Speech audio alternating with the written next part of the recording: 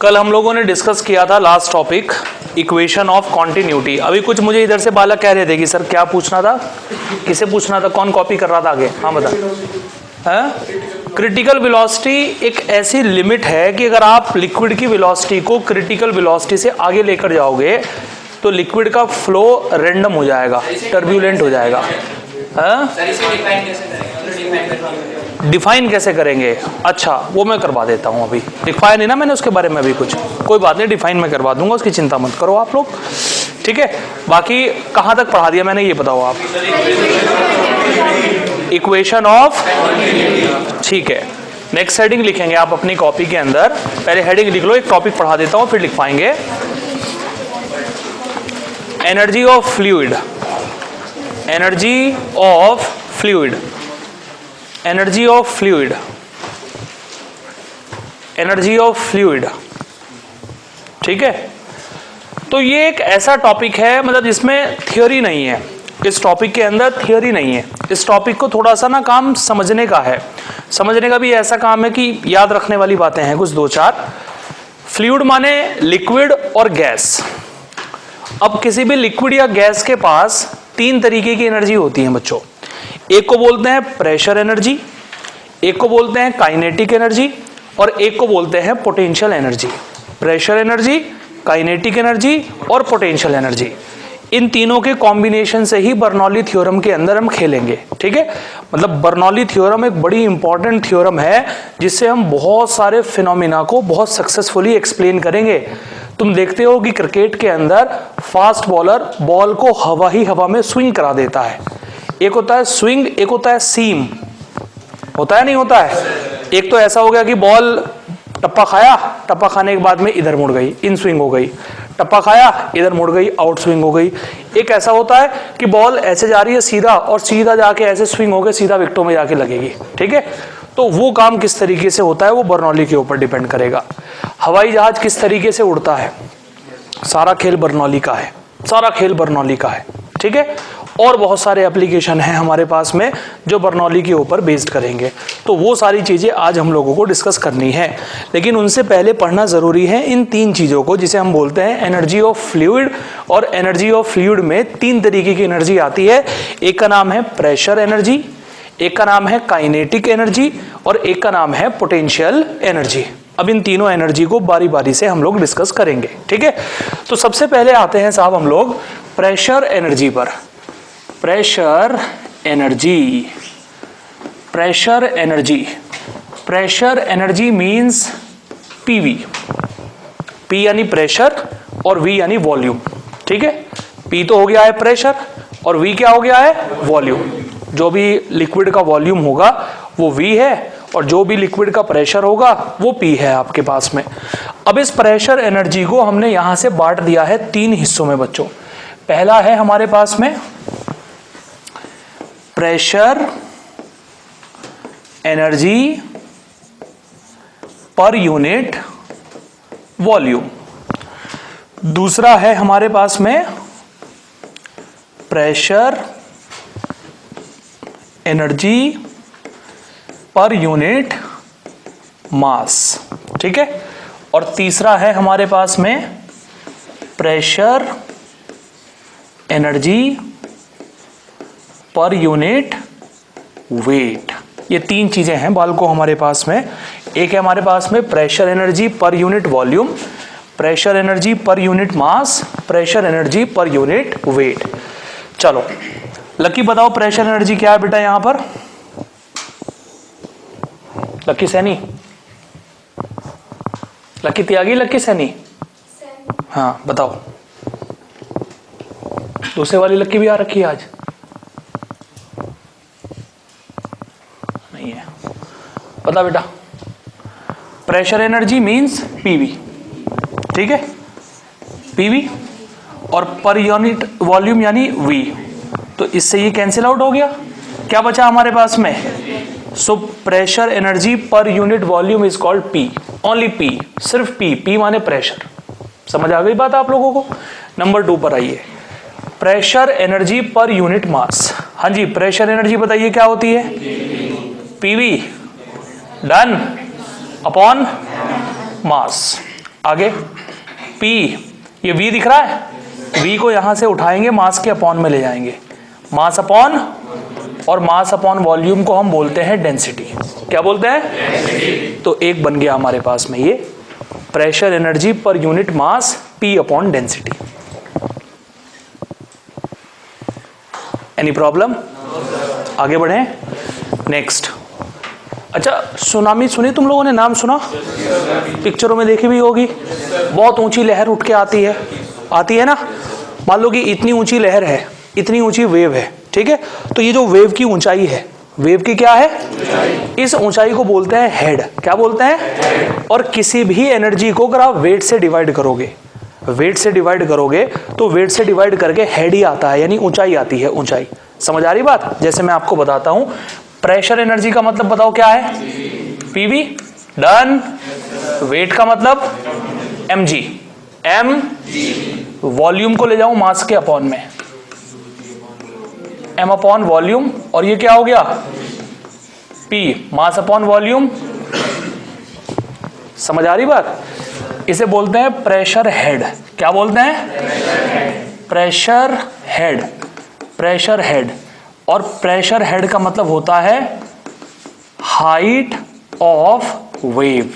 Height of, जो wave आएगी ना, ऊंची सी लहर उठकर आएगी, उसकी जो हाइट होगी उसे हम लोग कहेंगे प्रेशर हेड। किसी के सामने भी हेड लग गया ना, हेड, आप झट से समझ जाओगे कि हेड का मतलब होता है वेव की ऊंचाई, वेव की हाइट। समझ आ गई बात? ओके, नंबर 2 पर आइए। Kinetic energy of fluid. बोल भाई सूरज, काइनेटिक एनर्जी का फॉर्मूला बोल भाई। अब यहां से हम इस काइनेटिक एनर्जी को 3 हिस्सों में बांट देंगे। पहला होगा kinetic energy per unit volume. Per unit, बताओ काइनेटिक एनर्जी कितनी है? स्मॉल v स्क्वायर है ना, small v square. Small v का मतलब वेलोसिटी या स्पीड से है, और अपॉन में हो गया हमारे पास में वॉल्यूम। क्या हो गया? जब मास को वॉल्यूम से डिवाइड करेंगे तो क्या बनेगा हमारे पास में? डेंसिटी। क्या बनेगा? और ये बन जाएगा हमारे पास में v square, half rho v square, half rho v square. This is called kinetic energy per unit volume. Per unit. Next, kinetic energy per unit मास। बताओ भाई काइनेटिक एनर्जी कितनी है? और अपॉन में क्या होगा? मास। कैंसिल आउट, क्या बन गया? v square by 2। v square by. तीसरा है kinetic energy per unit wait. Kinetic energy कितनी है? Half mv square. वेट कितना है? mg। कैंसिल आउट, कितना बन गया? v square upon 2g। v square upon 2g। अब इसे हम बोलते हैं काइनेटिक हेड। क्या बोलते हैं? और ये भी साहब, ये जो काइनेटिक हेड है, ये भी वेव की ऊंचाई को ही बताता है कि कितनी ऊंची वेव चल के आ रही है। जहां भी हेड आ गया ना, हेड, वो वेव की हाइट को रिप्रेजेंट करेगा। काय को रिप्रेजेंट करेगा? Next, potential energy. Potential energy is equal to mgh। Rashmi बताओ सबसे पहले क्या निकालेंगे हम? Potential energy per unit volume. अब बताइए आप, पोटेंशियल एनर्जी कितनी होती है? mgh। बिल्कुल ठीक। अपॉन में क्या होगा? और मास को वॉल्यूम से डिवाइड करेंगे तो कितना आएगा? Rho gh। Any problem? Okay, next, potential energy per unit mass. Potential energy कितनी होगी? अपॉन में क्या होगा? Cancel out, gh।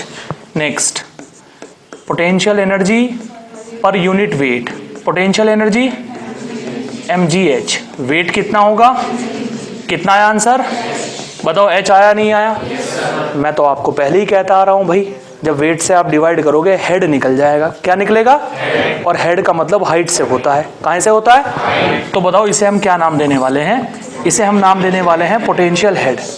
पोटेंशियल।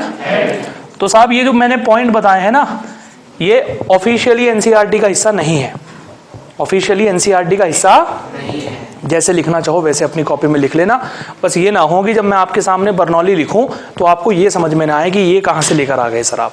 ठीक है, मैंने आपके सामने इसीलिए तीनों एनर्जी बता दी है कि आपके पास में 3 एनर्जी हैं भैया। 3 एनर्जी कौन कौन सी है आपके पास में? 3 एनर्जी है आपके पास में। एक का नाम क्या है? Pressure energy. क्या बोलते हैं प्रेशर एनर्जी को? ये हो गया pressure energy per unit volume यानी पी। ये हो गया प्रेशर एनर्जी पर यूनिट मास। ये हो गया pressure energy per unit wait. जब किसी एनर्जी को वेट से डिवाइड करते हैं तो हेड बन जाता है। क्या बन जाता है? उसे बोलते हैं प्रेशर हेड। काइनेटिक एनर्जी को वेट से डिवाइड करेंगे, काइनेटिक हेड। और अगर पोटेंशियल एनर्जी को वेट से डिवाइड करेंगे तो पोटेंशियल हेड। और ये पोटेंशियल हेड ऊंचाई को दिखाता है, हाइट को रिप्रेजेंट करता है। समझ आ गई बात? ठीक है, अब सुनिए आप ध्यान से। अब बर्नौली क्या है ये समझिए। हम इसे पहले अच्छे तरीके से पढ़ेंगे, इसके थ्योरेटिकल एप्लीकेशन पढ़ेंगे, फिर इसे ड्राइव करेंगे, फिर इसके न्यूमेरिकल एप्लीकेशन हम लोग पढ़ेंगे। समझना ध्यान से बिल्कुल। बर्नौली थ्योरम ये कहती है pressure energy per unit volume, pressure per unit, pressure energy per unit volume यानी P, kinetic energy per unit volume यानी half rho we square, potential energy per unit volume यानी रो जी H.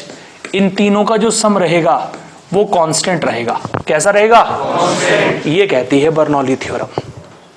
Pressure energy per unit volume, pressure energy per unit volume को ज्यादा गहराई में मत सोचो, pressure सोचो इसे कि ये प्रेशर है। क्या है? Pressure. Pressure, kinetic energy per unit volume और potential energy per unit volume, इन तीनों का जो सम रहने वाला है हमारे पास में वो कांस्टेंट रहने वाला है। क्या रहने वाला है? कांस्टेंट। जैसे कि सुनिए ध्यान से, मान लेते हैं कि आपके पास में कोई ट्यूब है बेटा, ऐसे, ठीक। इस ट्यूब की ऊंचाई ग्राउंड लेवल से यहां है h, इस ट्यूब की ऊंचाई ग्राउंड लेवल से यहां भी है h, ठीक है। यहां थोड़ी खुली खुली सी जगह है, यहां का प्रेशर है P1, कितना है? P1। और यहां जो स्पीड है, यहां जो स्पीड है वो है V1, लिक्विड की जो स्पीड है वो है V1। यहां थोड़ी सी नैरो ट्यूब है, यहां का प्रेशर कितना है और यहां लिक्विड की स्पीड कितनी है? अब ध्यान से मेरी बात सुनिएगा, बर्नौली थ्योरम को अप्लाई कैसे करते हैं। हम 2 अलग अलग जगह पर बर्नौली थ्योरम को अप्लाई करेंगे। कैसे? पहले यहां अप्लाई करते हैं। प्रेशर बताओ कितना है? P1। Done? Okay. Plus speed कितनी है? V1। तो हम इसे लिखेंगे हाफ रो V1 स्क्वायर। जमीन से हाइट कितनी है? पोटेंशियल एनर्जी लिखेंगे rho ji h is equal to, जितनी एनर्जी यहां होगी, जितना इन तीनों का सम यहां पर होगा, बिल्कुल उतना ही इन तीनों का सम यहां पर होगा। अब यहां बताओ प्रेशर कितना है? Kinetic energy half rho V2 square. Height same है, कितना हो गया बताओ? रो जी एच से रो जी एच कैंसिल आउट। अब जब भी जिस भी सवाल में ऐसी बात हो रही होगी कि सिंपल ऐसे है ट्यूब, सीधी ट्यूब है बिल्कुल, तो लगाने की भी जरूरत नहीं है, आप झट से समझ जाओगे कि दोनों किनारों पर पोटेंशियल एनर्जी सेम है, लेने की भी जरूरत नहीं है, सिर्फ प्रेशर एनर्जी को लो और काइनेटिक एनर्जी को लो। समझ में आ रही बात आप लोगों को? रो जी एच से रो जी एच कैंसिल आउट, क्या बना हमारे पास में? P1 plus half rho V1 square, P2 plus half rho V2 square. जल्दी बताओ समझ आया नहीं आया? ये सिचुएशन बनेगी। अब ये सिचुएशन किस बात को रिप्रेजेंट करती है? ये सिचुएशन इस बात को रिप्रेजेंट करती है कि जहां का प्रेशर कम होगा वहां काइनेटिक एनर्जी ज्यादा होगी। जैसे मेरे हिसाब से इस क्लास में बैठा हुआ प्रत्येक बच्चा इस बात को जानता होगा कि पतली ट्यूब में पानी तेजी से भागता है। अगर यहां तेज भागता है तो उसका मतलब स्पीड ज्यादा, स्पीड ज्यादा तो यहाँ काइनेटिक एनर्जी ज्यादा, और यहाँ काइनेटिक एनर्जी ज्यादा तो प्रेशर कम, यहाँ प्रेशर कम होगा। यहाँ प्रेशर क्या होगा? अब यहाँ देखो, चौड़ी ट्यूब है, लिक्विड धीरे धीरे चल रहा होगा। अगर लिक्विड धीरे धीरे चल रहा होगा तो स्पीड कम होगी, स्पीड कम होगी तो काइनेटिक एनर्जी कम होगी, काइनेटिक एनर्जी कम होगी तो प्रेशर ज्यादा होगा। प्रेशर क्या होगा? तो अगर कोई आपसे पूछ ले 1 मार्क्स के क्वेश्चन में, बताओ कहां प्रेशर ज्यादा है कहां प्रेशर कम है, तो यहां प्रेशर क्या होगा? ज्यादा, और यहां प्रेशर क्या होगा? बोलो समझ आया नहीं आया? ठीक है। अब जैसे मान लो यही ट्यूब कुछ ऐसे होती है आपके पास में,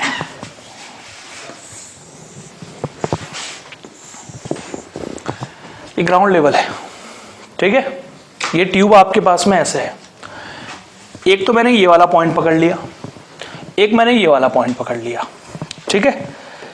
यहां का जो एरिया है मेरे पास में वो है A1, यहां का जो एरिया है मेरे पास में वो है A2, यहां लिक्विड की स्पीड है V2, यहां लिक्विड की स्पीड है V1, यहां लिक्विड फ्लो कर रहा है उसकी डेंसिटी है रो, यहां की डेंसिटी भी है रो, यहां का प्रेशर है P1, यहां का प्रेशर है P2, जमीन से यहां की जो हाइट है वो है H1 और जमीन से यहां की जो हाइट है वो है H2। अरे बोलो भाई, मैं ड्राइव कराऊंगा इसे, लेकिन पहले समझ तो लो कि हो क्या रहा है यहां पर, ठीक है। चलिए बताइए कि यहां प्रेशर एनर्जी कितनी होने वाली है आपके पास में, यहां प्रेशर एनर्जी कितनी होने वाली है?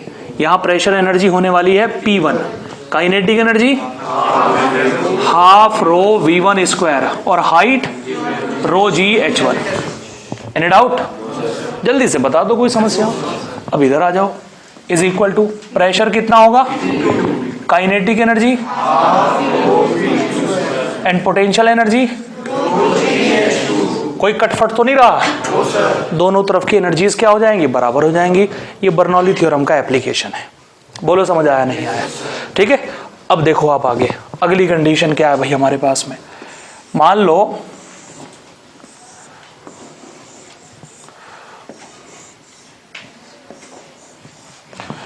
कोई हवाई जहाज इस तरीके से फ्लाई कर रहा है आपके सामने, ठीक। अब इस पर बर्नौली थ्योरम कैसे काम करेगी ये आपको देखना है। देखो गौर से देखना, यहां से हवा बह के आएगी ऐसे, कुछ हिस्सा तो हवा का यहां पहुंच जाएगा और कुछ हिस्सा हवा का यहां से यहां पहुंच जाएगा, ठीक है। दो प्रेशर काम करेंगे एरोप्लेन पर। अगर आपको याद हो तो मैंने इसी चैप्टर में एक बात बताई थी कि प्रेशर हमेशा बॉडी की तरफ काम करता है और बॉडी के परपेंडिकुलर काम करता है। याद है? प्रेशर जो काम करेगा वो बॉडी की तरफ काम करेगा और परपेंडिकुलर काम करेगा।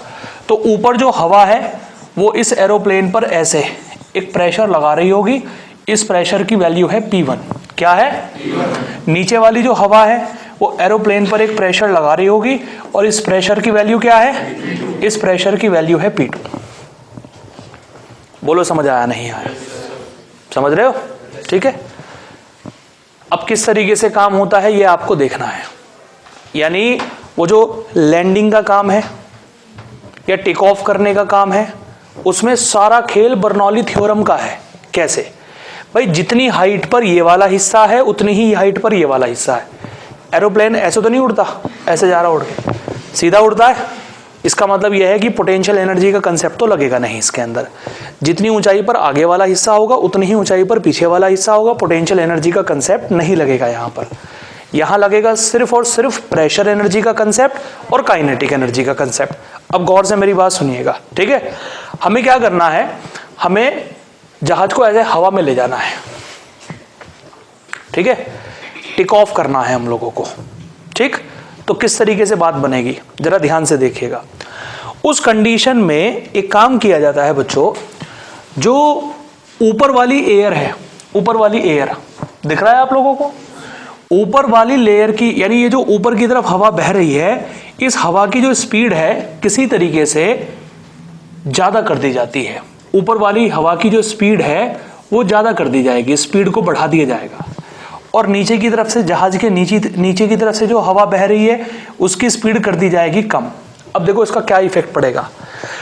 जो हवा जहाज के ऊपर की तरफ से बह रही है, अगर उस हवा की स्पीड को बढ़ा दिया गया तो स्पीड बढ़ाने से काइनेटिक एनर्जी बढ़ जाएगी, और काइनेटिक एनर्जी अगर बढ़ेगी तो प्रेशर क्या हो जाएगा?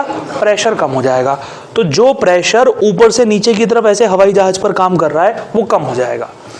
और नीचे की स्पीड को अगर मैंने घटा दिया जो हवाई जहाज के नीचे से हवा बह रही है उसकी स्पीड को अगर मैंने कम कर दिया तो स्पीड को कम करने से काइनेटिक एनर्जी कम हो जाएगी, क्योंकि काइनेटिक एनर्जी तो सीधे तौर पर स्पीड पर ही डिपेंड करती है। स्पीड कम हो गई तो काइनेटिक एनर्जी कम हो गई, और काइनेटिक एनर्जी कम हो गई क्योंकि काइनेटिक एनर्जी और प्रेशर एक ही तराजू के दो हिस्से हैं, एक घटेगा तो ऑब्वियसली दूसरा क्या होगा, बढ़ेगा।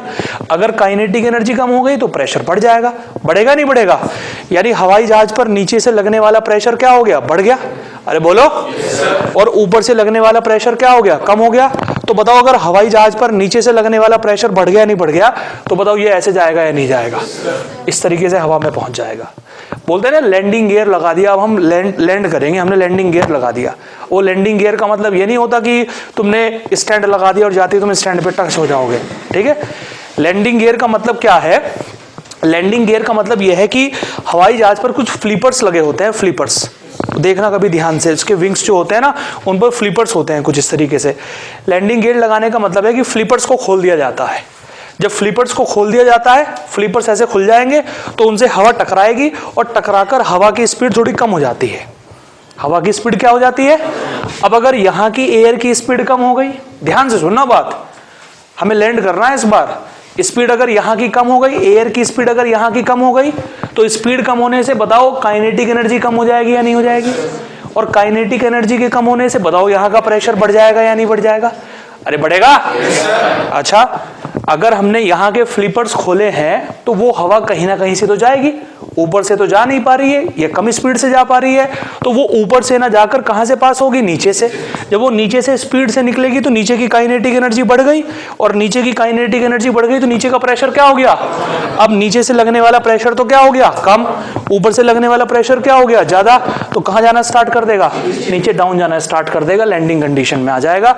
इस तरीके से तो टेक ऑफ कराना और लैंड कराने की जो पूरी प्रक्रिया है ये बर्नौली थ्योरम से कंट्रोल की जाती है, और बर्नौली थ्योरम को कंट्रोल करने के लिए या बर्नौली थ्योरम को अप्लाई करने के लिए विंग्स के अंदर फ्लिपर्स लगे होते हैं जो एयर की स्पीड को क्या करते हैं, कंट्रोल करते हैं। बोलो समझ में आ गई क्या बात, बोलो।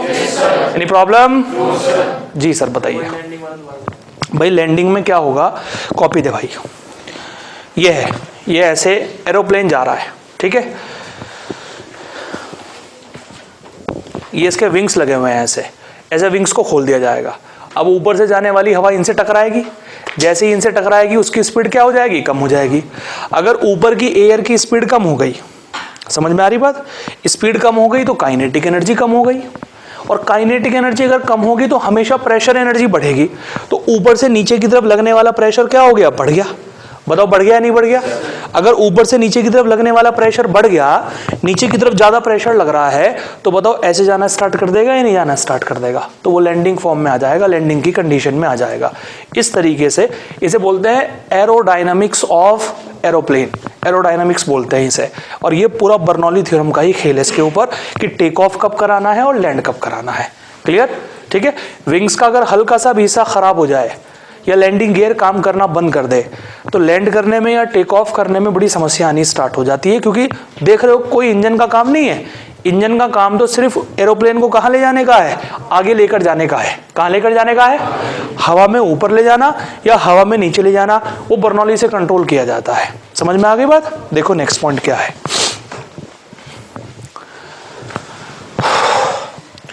अगली कंडीशन हमारे पास ये है साहब, देखो ध्यान से। कई बार ऐसा होता है कि तूफान तो घर के बाहर चल रहा होता है, छत हमारे घर की उड़ जाती है। अब वो उसमें भी बर्नौली का ही खेल है। क्यों, जरा समझिएगा। एक बात बताइए जरा, अगर घर के बाहर तूफान चल रहा है तो यहां से हवा बहुत तेजी से पास होगी, स्पीड कैसी होगी, यहां वेरी फास्ट।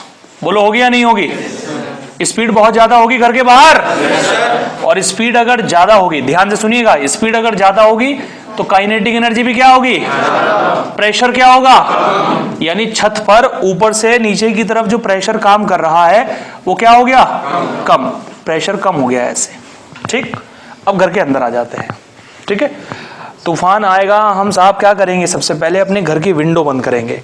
दरवाजे बंद करेंगे। लेकिन ध्यान रखना फिजिक्स के स्टूडेंट हो, दिमाग काम करना, अगर कहीं किसी में टीन वीन का शेड बना रखा है ना आप लोगों ने, कहीं पर गैराज वगैरह के ऊपर टीन शेड बना लेते हैं और सबसे पहले दरवाजे बंद करेंगे, टीन शेड बंद करेंगे। टीन शेड में दरवाजे बंद नहीं करने चाहिए, खोल देने चाहिए। दरवाजे खोलोगे तो छत 1% बच भी सकती है, दरवाजे बंद करोगे तो छत उड़ जाएगी। देखो कैसे, अब बात सुनो, हमने पूरा गेट वेट सब कुछ बंद कर दिया।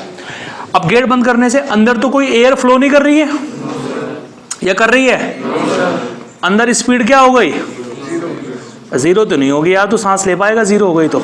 ठीक है, स्पीड बहुत कम हो जाएगी, और स्पीड अगर कम हो गई तो प्रेशर बहुत बढ़ जाएगा।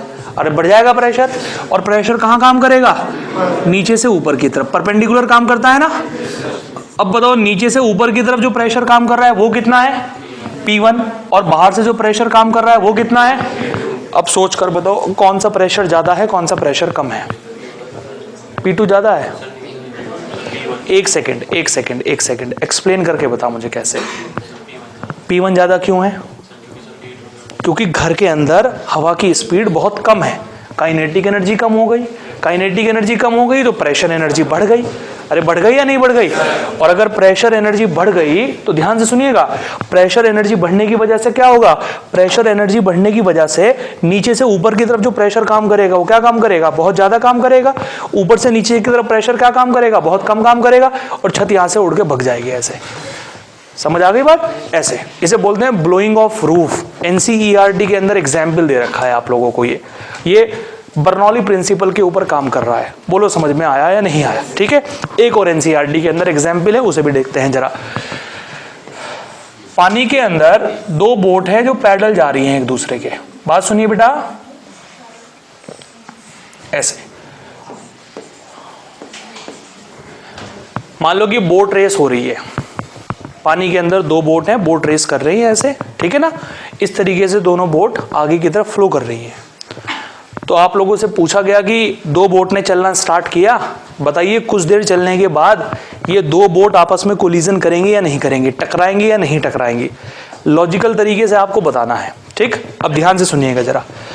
ये बताइए कि बोट के इस तरफ का जो वाटर है और बोट के जो इस तरफ का वाटर है वो सिर्फ इस बोट के इन्फ्लुएंस में है, इस बोट के टच में है या नहीं है? जब बोट आगे बढ़ेगी तो हल्का सा ये वाटर भी आगे की तरफ बढ़ेगा, जब ये बोट आगे बढ़ेगी तो ये वाटर भी हल्का सा आगे बढ़ेगा। लेकिन जो दोनों बोट के बीच का वाटर है, दिख रहा है आप लोगों को ये? अरे बताइए, बताओ ये दोनों बोट के बीच का वाटर है या नहीं है? जब ये बोट आगे की तरफ बढ़ेगी और ये बोट आगे की तरफ बढ़ेगी तो बीच का जो वाटर है वो दोनों बोट के इन्फ्लुएंस में आएगा और वो तेजी से आगे बढ़ने की कोशिश करेगा। समझ आ रही है बात? अरे बोलो यार। बताओ इस पानी की स्पीड ज्यादा होगी या नहीं होगी? इसके कंपैरिजन में क्यों होगी कार्तिक ज्यादा? क्योंकि ये वाला लिक्विड दो बोट के कांटेक्ट में है, एक इसके कांटेक्ट में है और एक इसके कांटेक्ट में है। समझ में आया? और ये वाला लिक्विड किसके कांटेक्ट में है? सिर्फ एक बोट के। तो कौन से लिक्विड की स्पीड ज्यादा होगी, इसकी या इसकी? बीच वाले की। अगर इसकी स्पीड ज्यादा होगी तो बताओ यहाँ की काइनेटिक एनर्जी ज्यादा हो गई या नहीं हो गई? और काइनेटिक एनर्जी ज्यादा हो गई तो प्रेशर क्या हो गया? प्रेशर कम हो गया। और ये जो बीच का प्रेशर होता है यही दोनों बोट को सेपरेट करके रखता है। जब यही प्रेशर कम हो गया तो दोनों बोट सेपरेट तो रह नहीं पाएंगी, धीरे धीरे धीरे धीरे धीरे जाती हुई क्या कर जाएंगी? आपस में कोलिजन कर जाएंगी। बोलो समझ आया नहीं आया? यहाँ भी बर्नौली का ही कॉन्सेप्ट काम कर रहा है। अरे क्लियर हुआ? अब आगे देखो नेक्स्ट। मान लेते हैं, बात सुनिए बेटा, मान लेते हैं एयर इस डायरेक्शन में फ्लो कर रही है, ठीक है भाई। एयर जो है वो इस डायरेक्शन में फ्लो कर रही है, एयर की स्पीड है v, ठीक। एयर की स्पीड v है। एक बॉलर ने बॉल को फेंका और ये बॉल कुछ इस तरीके से रोटेट कर रही है ऐसे। बॉल की जो रेडियस है वो r है और बॉल की जो घूमने की स्पीड है वो है ओमेगा। कितनी है? ध्यान से बताइएगा मुझे बिल्कुल गौर करके। ये बताओ कि ये वाला जो पॉइंट है, ये वाला जो पॉइंट है, ये यहाँ की जो एयर है, यहाँ की जो एयर वो इस पॉइंट के साथ टच में है या नहीं है? बोलो टच में है या नहीं है? एयर कहाँ ब्लो कर रही है? आगे की तरफ, बॉल भी किस डायरेक्शन में घूम रही है, ध्यान से बताना, ऐसे एयर कहां जा रही है, आगे, और बॉल भी ऐसे घूम रही है, ऐसे देखो ध्यान से, एयर कहां जा रही है, आगे, बॉल भी कहां जा रही है, ऐसे घूमकर आगे। तो इस पॉइंट की वेलोसिटी हो जाएगी हमारे पास में v plus R omega, v plus plus हो गया दोनों। समझ में आ रही बात? अब यहां आइए, ठीक है, बताओ एयर कहां जा रही है और बॉल घूमकर कहां जा रही है, बॉल घूमकर पीछे जा रही है। तो इस पॉइंट की वेलोसिटी क्या हो गई हमारे पास में, v माइनस आर ओमेगा हो गई, v माइनस आर ओमेगा। अच्छा, अब मुझे एक बात बताइए, यहां की स्पीड तो हो गई v प्लस आर ओमेगा, यहां की स्पीड हो गई v माइनस आर ओमेगा, यहां की स्पीड ज्यादा हो गई, यहां की स्पीड कम हो गई। तो हम ये कहेंगे साहब कि ऊपर की स्पीड ज्यादा है तो ऊपर से नीचे की तरफ एक प्रेशर काम कर रहा होगा P1, नीचे से ऊपर की तरफ एक प्रेशर काम कर रहा होगा P2। कर रहा होगा या नहीं कर रहा होगा? स्पीड कहां की ज्यादा है? ऊपर की ज्यादा है। क्यों है ज्यादा ऊपर की? क्योंकि बॉल कहां घूम रही है, आगे, हवा भी कहां ब्लो कर रही है, दोनों टच होकर स्पीड बढ़ा देंगी ना। समझ आ रही बात? तो कितनी स्पीड हो गई, v प्लस आर ओमेगा, और ये जो ऐसे घूमकर नीचे की तरफ आएगी, नीचे भी एयर कहां ब्लो कर रही है, आगे, बॉल घूमकर कहां जाएगी, अपोजिट डायरेक्शन में, कितनी स्पीड हो गई। अब मुझे ये बताओ कि अगर यहां की स्पीड ज्यादा है तो यहां की काइनेटिक एनर्जी भी ज्यादा होगी या नहीं होगी? तो यहां का प्रेशर कम हो जाएगा, नहीं हो जाएगा कम? यहां की स्पीड अगर कम है तो यहां का प्रेशर क्या हो जाएगा, ज्यादा हो जाएगा। अब बताओ इन दोनों प्रेशर में से कौन सा प्रेशर ज्यादा, कौन सा प्रेशर कम? P2 ज्यादा। बॉलर ने फेंका है बॉल को किस तरफ, आगे की तरफ फेंका है, आगे। P2 क्या है, ज्यादा, और P1 क्या है? बताओ इन दोनों में से बड़ा कौन है? तो इन दोनों का रिजल्टेंट कहां जाएगा, ऊपर जाएगा। अरे बोलो, हमने बॉल को कहां फेंका है, हवा की वजह से एक प्रेशर कहां काम कर रहा है, हमारी बॉल बताओ इधर जाएगी या नहीं जाएगी? हवा ही हवा में किस तरफ स्विंग हो जाएगी, इस तरफ स्विंग हो जाएगी। बोलो समझ आया नहीं आया? एयर स्विंग हो जाएगी, बॉल इस तरीके से स्विंग कर जाएगी, यानी फेंका तो सीधा आगे की तरफ है, वो ऐसे मुड़ जाएगी हवाई हवा में, ठीक है। इसे बोलते हैं swing of ball, swing concept हम लोग इसे बोलते हैं। बोलो समझ आया नहीं आया? अब कभी आप जब अभी टेस्ट मैच देखना जो साउथ अफ्रीका में चल रहे हैं, साउथ अफ्रीका में हवा थोड़ा तेज चलती है इंडिया के कंपैरिजन में, ठीक है। अब जब एक एंड से एक बॉलर बॉल करेगा तो उसकी बॉल इतनी स्विंग नहीं करेगी, जब दूसरे एंड से दूसरा बॉलर करेगा, जब आप हवा की डायरेक्शन में बॉल करते हैं ना, हवा की डायरेक्शन में, तब बॉल स्विंग ज़्यादा होती है। तो इसीलिए पहले ये देखता है कि जब पहला ओवर डलने के लिए आता है ओडीआई का या टेस्ट का, तो सबसे पहले बॉलर ये देखेगा कि साहब हम तो ऐसे, हम तो कहीं भी फेंक देंगे उठाकर। वो सबसे पूरा टेक्निकल तरीके से जाते हैं, देखते हैं कि हवा किस डायरेक्शन में चल रही है, उसी एंड से बॉल करना स्टार्ट करेंगे। क्योंकि जिस डायरेक्शन में हवा चल रही है, अगर उस एंड से आप बॉल करना स्टार्ट करेंगे तो बॉल के अंदर स्विंग ज़्यादा होगा। दूसरी बात, एक बात पर और गौर करना आप, फर्स्ट ओवर जब दिया जाता है तो हमेशा स्विंग बॉलर को दिया जाता है, कभी फास्ट बॉलर को नहीं दिया जाता। पहला ओवर इंडिया की तरफ से कौन करेगा, भुवनेश्वर कुमार करेगा, क्योंकि उसकी बॉल क्या करती है, स्विंग ज़्यादा करती है। और फर्स्ट ओवर के अंदर चॉइस होती है क्रिकेटर के पास में कि वो कौन से एंड से बॉल डालना चाहता है। अब वो एयर की डायरेक्शन में अगर बॉल डालेगा तो आप देखो प्रेशर का कंसेप्ट काम करेगा और उसकी बॉल क्या कर जाएंगी, स्विंग कर जाएगी, ठीक है। तो अब कुल मिलाकर आप लोगों ने इस पूरी थ्योरम से क्या सीखा? आपने ये सीखा साहब कि ऐसा है कि फ्लूइड के पास में 3 एनर्जी होती है। एक का नाम pressure energy per unit volume, it's called P. Kinetic energy per unit volume half rho we square. Potential energy per unit volume rho ji H. तीनों का जो सम होता है वो कांस्टेंट होता है। क्या होता है? और पोटेंशियल एनर्जी को तो लो ही मत आप लोग, ठीक है नहीं। मेनली तो आपकी 2 एनर्जी है, एक का नाम क्या है, प्रेशर, एक का नाम क्या है, अगर स्पीड घटेगी तो काइनेटिक घटेगी और प्रेशर बढ़ेगी। बोलो समझ आया नहीं आया? अरे बोलो। और अगर स्पीड बढ़ेगी तो स्पीड बढ़ने से काइनेटिक एनर्जी बढ़ेगी और प्रेशर एनर्जी क्या हो जाएगी आपकी, प्रेशर एनर्जी आपकी कम हो जाएगी। बोलो समझ आया नहीं आया? बोलिए। अब एक बात हम आपसे पूछते हैं, जरा गौर से बताइएगा।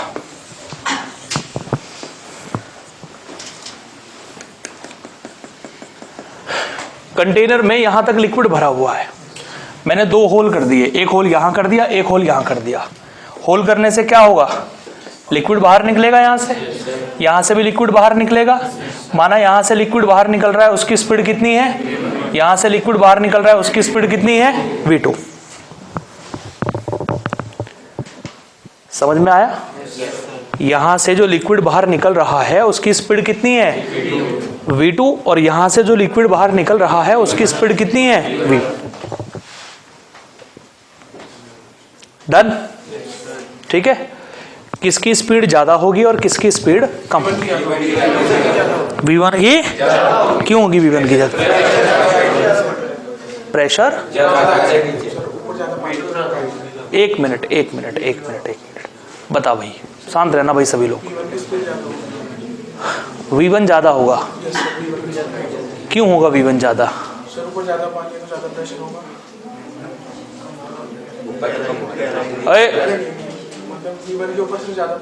हाँ, तो प्रेशर ज्यादा होता है तो काइनेटिक एनर्जी तो कम होती है।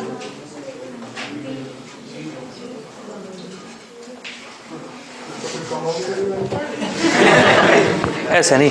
हाँ जी बताइए, V2 ज्यादा होगी, आप बताइए। अगर आइडिया है तो बताइए, नहीं तो रहने दीजिए। है, चलिए मैं बताता हूं, ठीक है। बात सुनिएगा ध्यान से। पहली बात तो यह कि यहां प्रेशर का कॉन्सेप्ट लगेगा ही नहीं। प्रेशर का कॉन्सेप्ट यहां क्यों नहीं लगेगा, सुनिए ध्यान से। हमने सरफेस उठाया, ये सरफेस, यहां क्या है, एयर का प्रेशर कितना होता है, यहां होल के बाहर क्या है, एयर, कितना प्रेशर होगा, यहां भी कितना प्रेशर होगा, P0। बताओ प्रेशर सेम है या नहीं है? प्रेशर का तो कंसेप्ट ही नहीं लगेगा यहां पर।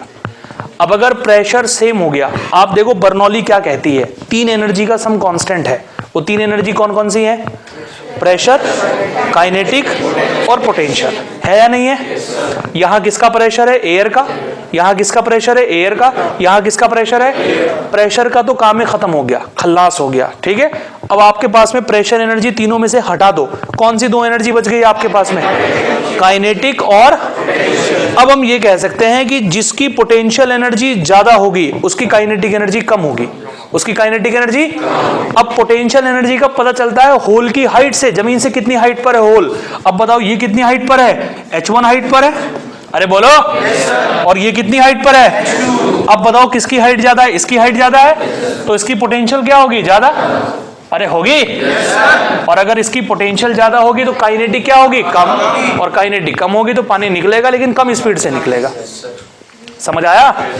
और यहां हाइट क्या है, कम, यानी पोटेंशियल कम होगी, और पोटेंशियल कम होगी तो काइनेटिक क्या होगी, तो यहां से पानी निकलेगा तो ज्यादा स्पीड से निकलेगा। समझ आ गया या नहीं आया अभी भी? पक्का? अब हम शुरुआत में पहुंच जाते हैं। हेडिंग लिखो अपनी कॉपी के अंदर। जी जी जी जी, कुछ नहीं कंसेप्ट है, कोई विस्कोसिटी का कंसेप्ट नहीं, क्योंकि हमने कोई बॉडी नहीं डाली यहां पर। यहां लिक्विड भरा हुआ है इसके अंदर और लिक्विड यहां से निकल रहा है होल से। विस्कस फोर्स का कंसेप्ट वहां लगता है जहां आप पानी के अंदर किसी बॉडी को डाल देते हो, ठीक है। साइलेंस। हेडिंग लिखनी है आप लोगों को, energy of fluid. Energy of fluid. First लिखिए pressure energy, pressure energy, pressure energy.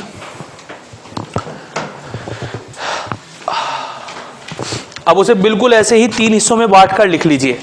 Pressure energy per unit volume, pressure energy per unit मास, pressure energy per unit wait.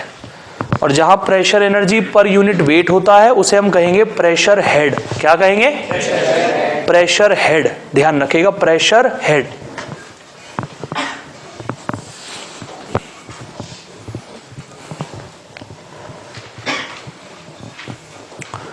समझ आया भाई गर्ल्स सभी लोगों को? कोई परेशानी तो नहीं है?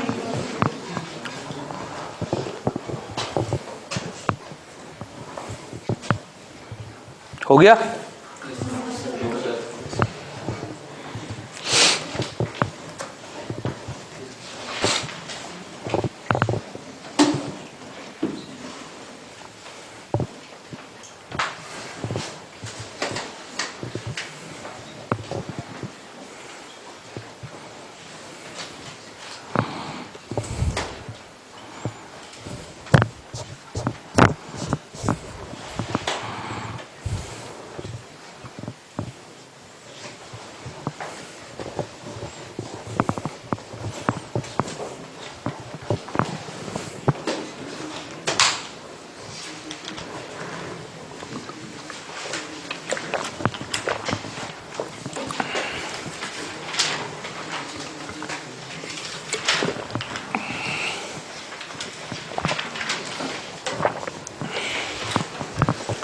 डन।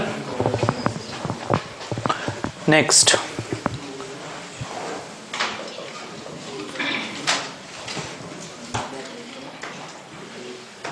अरे कहाँ गया वो? काइनेटिक एनर्जी ऑफ फ्लूइड लिखो।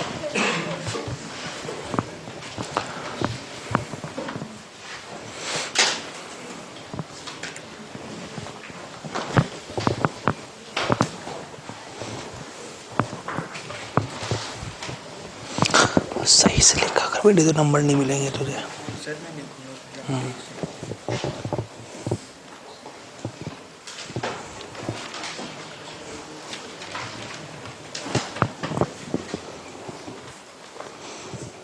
समझ आया बच्चे? प्रेशर एनर्जी ज़्यादा होगी तो काइनेटिक कैसी होगी? गुड।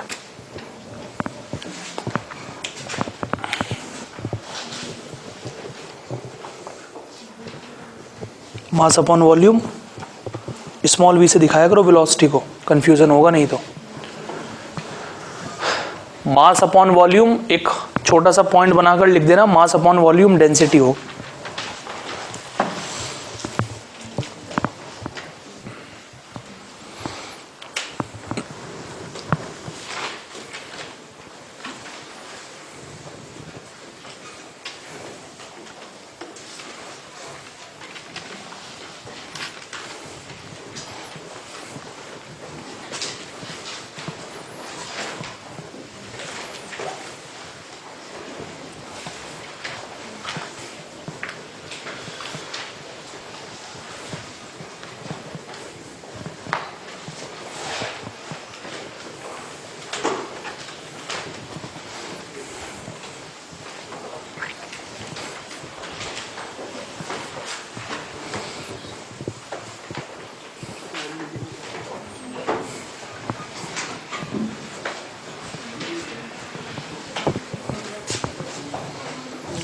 हो गया बच्चों?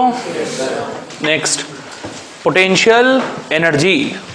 पोटेंशियल एनर्जी का फॉर्मूला है mgh, और हम यहां से इसे 3 कैटेगरी में डिवाइड करेंगे।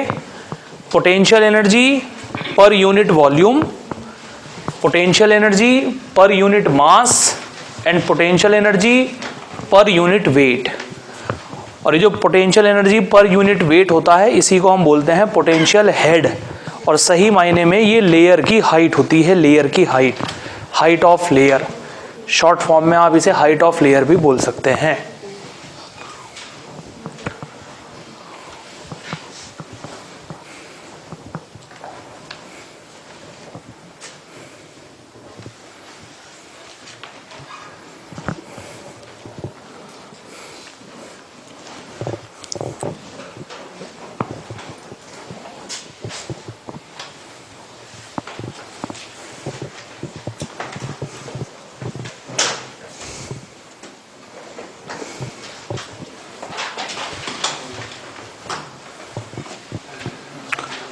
डन।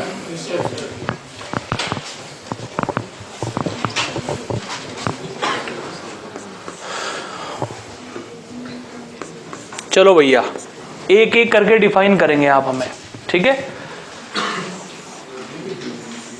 विंग्स की जो शेप बनाई जाती है वो इस तरीके से बनाई जाती है।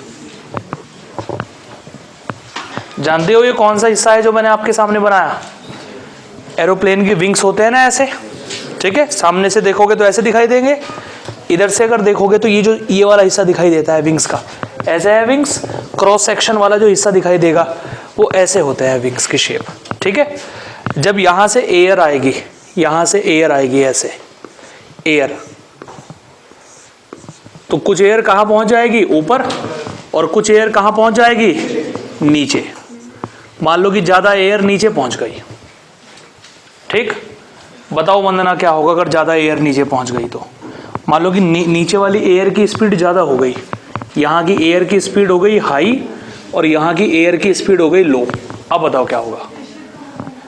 पहले ये बताओ कि प्रेशर की डायरेक्शन किस तरफ होगी, यहां बताओ। टुवर्ड्स द विंग्स, P1, और यहां कैसे होगी? ऐसे, P2। अब बताओ कौन सा प्रेशर ज्यादा, कौन सा प्रेशर कम?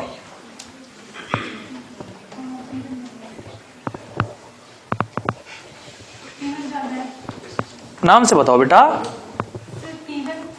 P1 ज्यादा है और कम कौन सा है? P2। तो इस केस में एयरक्राफ्ट लैंडिंग पोजीशन में है या ऊपर जाने वाली पोजीशन में है? ऊपर का प्रेशर भी ज्यादा बता रही हो और फिर भी वो ऊपर जाएगा।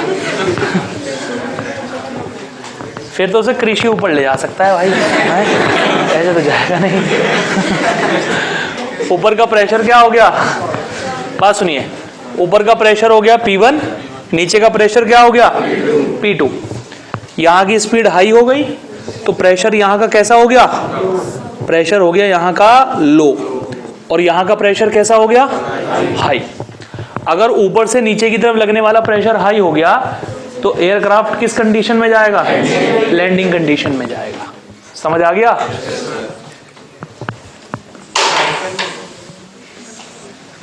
जी साहब। हाइट का ना कम डिफरेंस होता है। मतलब देखो आप, जैसे मान लो एयरप्लेन 2 किलोमीटर की ऊंचाई पे उड़ रहा है और इसकी मोटाई कितनी होगी आपके यहाँ पर? 1 मीटर या 2 मीटर? तो 2 किलोमीटर के सामने 2 मीटर की क्या औकात है यार। तो हमने इसलिए, वो बहुत कम होता है, मतलब बहुत माइनर सा होता है, प्रेशर का इफेक्ट उसके कंपैरिजन में बहुत ज्यादा होता है, इसलिए बराबर हो गया हमारा लगभग। ठीक है, सुनो भाई ध्यान से।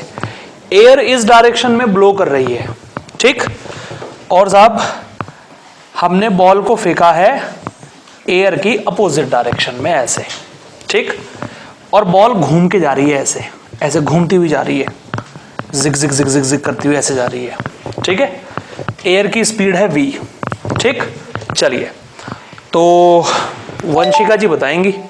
वंशिका बताओ बेटा, एयर इस डायरेक्शन में है, ये पॉइंट हो गया हमारे पास में A, ये पॉइंट हो गया हमारे पास में B।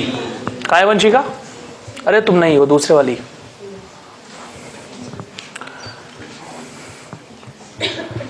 बता भाई वंशिका, यहाँ की स्पीड बता।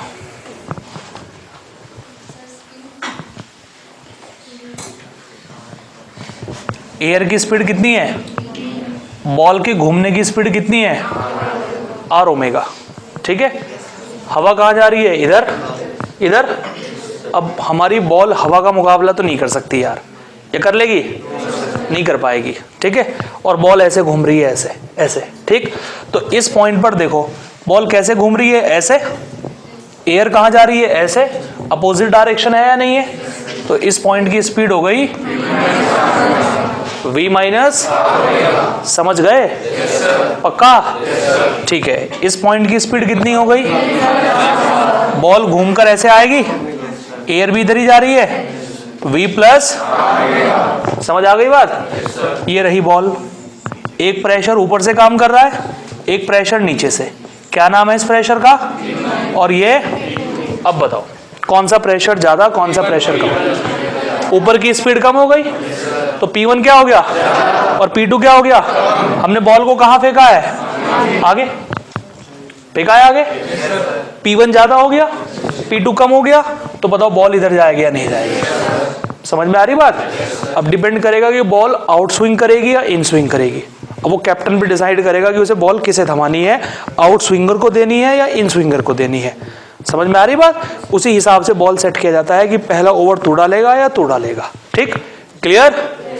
कोई परेशानी किसी को?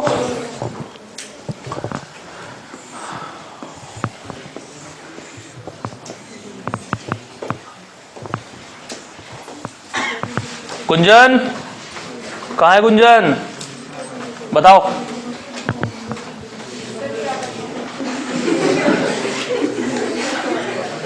अरे शांत रहो, बाहर से हवा बहुत तेजी से चल रही है तो क्या होगा?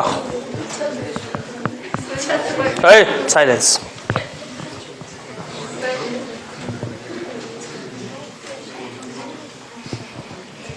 तनुश्री तुम्हारे लिए कोई डायग्राम बनाओ यहाँ बेटा, अच्छा सा कोई सुंदर सा डायग्राम बना देता हूं, फिर तो उसके अंदर बताइए कि कैसे होगा।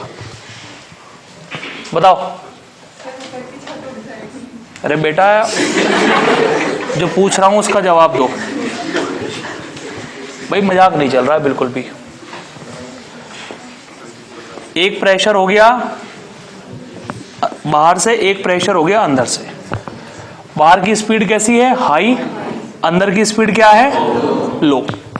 अंदर की स्पीड लो है तो प्रेशर कैसा हो गया? बाहर की स्पीड आई है तो प्रेशर कैसा हो गया? अब बताओ कौन सा प्रेशर ज्यादा होगा? जो नीचे से ऊपर की तरफ काम कर रहा है वो प्रेशर ज्यादा होगा या नहीं होगा? और वो यहां से कहां चला जाएगा? बाहर। तो रूफ यहां से हट जाएगी। ठीक है, तो ये सारे बर्नौली के एप्लीकेशन है हमारे। उम्मीद है कि अब आप समझ गए होंगे। अब कल, ये तो मैंने आपको सिर्फ समझाने के लिए बताया, कल हमारी क्लास में बड़ा इंपॉर्टेंट टॉपिक होगा। एक तो बर्नौली की थ्योरम को प्रूफ करेंगे और उसके जो वैसे एग्जाम्पल हैं, मतलब वैसे एप्लीकेशन है जो थोड़ा सा न्यूमेरिकल बेस्ड हैं, like venturi meter, pitot tube, atomizer, ये सारी चीज़ हम डिस्कस करेंगे। ठीक है।